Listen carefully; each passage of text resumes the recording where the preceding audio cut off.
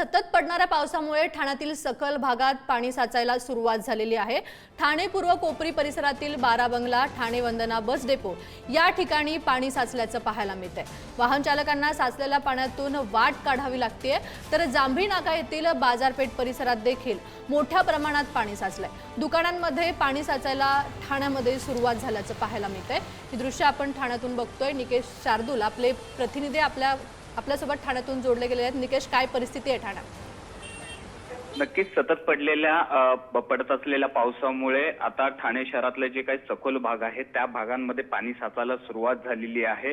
त्यामधला वंदना bus depot परिसर असेल, ठाणे रेल्वे स्टेशन परिसर असेल किंवा ठाणे पूर्वेतील कोपरी भागातील बारा बंगला या ठिकाणी मोठ्या प्रमाणात पाणी साचलेलं पाहायला मिळतं आणि या साचलेल्या पाण्यातनं वाहन चालकांना आपली वाट जी आहे ती काढावी लागते। तसंच रस्ते वाहतुकीवरती देखील मोठा परिणाम झालेला पाहायला मिळतोय। घोडबंदर रोड म्हणजे ठाण्यावरनं घोडबंदर रोडच्या दिशेने जाणारा जो मार्ग आहे किंवा घोडबंदर रोडवरनं ठाण्याच्या दिशेने जो येणारा जो मार्ग आहे त्या मार्गावरती देखील मोठ्या प्रमाणात पाणी साचलंय। त्यामुळे मोठी वाहतूक कोंडी देखील घोडबंदर रोडवरती झालेली पाहायला मिळते।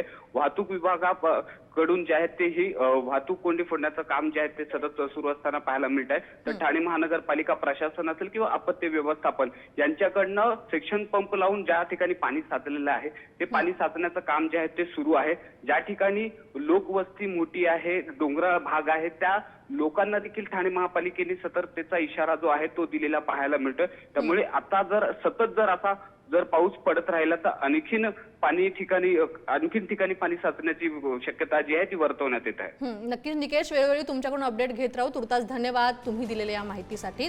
ठाण्यातून ही दृश्य आपण बघत होतो।